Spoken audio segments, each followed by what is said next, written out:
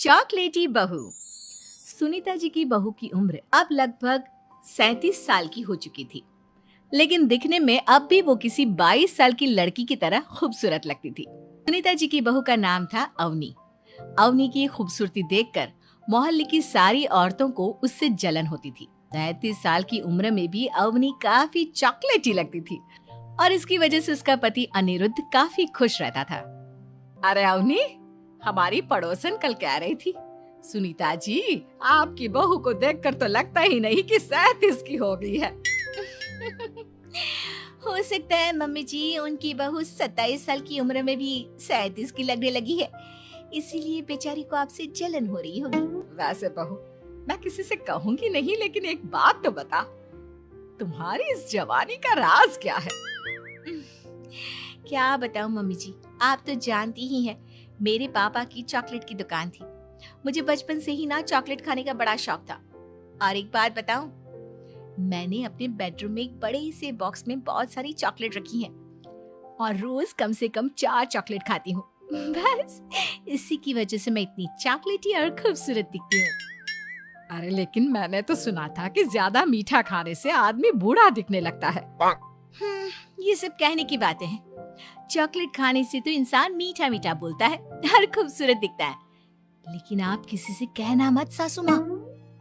अगले दिन जब सुनीता जी अपने पड़ोस की औरत से मिलती है तो उनकी पड़ोसन फिर से वही सवाल करती है।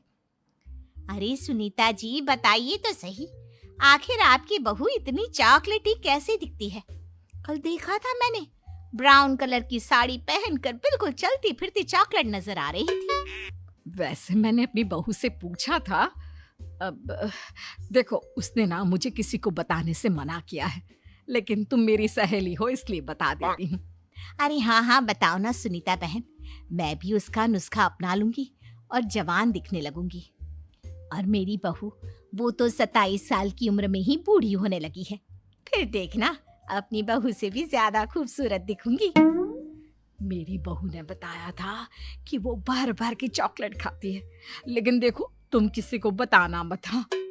जवान और खूबसूरत दिखने के चक्कर में सुनीता और उसकी पड़ोसन दोनों मिलकर खूब चॉकलेट खाने लगते हैं, लेकिन ये बात वो दोनों किसी को नहीं बताती। कुछ दिनों के बाद, कुछ दिनों से पैर में बहुत दर्द हो रहा है। हाँ, मेरे भी पैर बहुत दुखते हैं।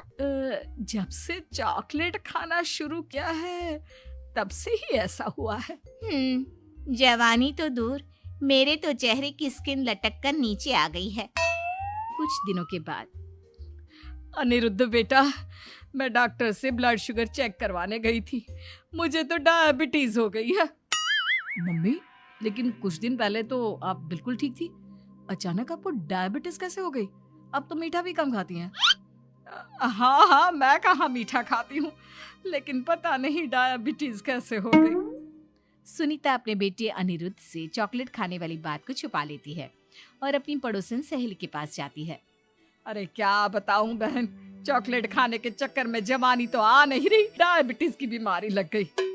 हाय रे, मेरे साथ भी यही हुआ। मैं भी डॉक्टर से शुगर चेक करवा के आई तो पता चला कि डायबिटीज आ गई है।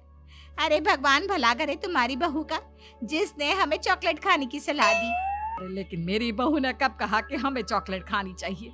उसने तो ये बताया था कि वो चॉकलेट खाती है। लेकिन अब हम क्या करें, हम दोनों तो जवान दिखने के चक्कर में बीमारी की चपेट में आ गए। तुम कहो तो मैं अपनी बहू से ही इसका इलाज पूछ लेती हूँ। अरे वो तो इतना चॉकलेट खाती है, उसे भी तो डायबिटीज हुई होगी ना, तो वो भी तो अपना ध्यान रखती होगी। अरे रहने दो रहने दो, तुम्हारे चक्कर में लेने के देने पड़ जाएंगे। जानती हो, हमारे मोहल्ले की सारी औरतों को डायबिटीज हो गई है। अरे लेकिन उन्हें कैसे डायबिटीज हो गई? यह कोई छूत की बीमारी थोड़ी ना है। बुरा मत मानना, वो तुम्हारी बहू का जवान दिखने वाला नुस्खा मैंने उन सबको भी बता दिया था। हाय रे, ये क्या कर दिया तुमने?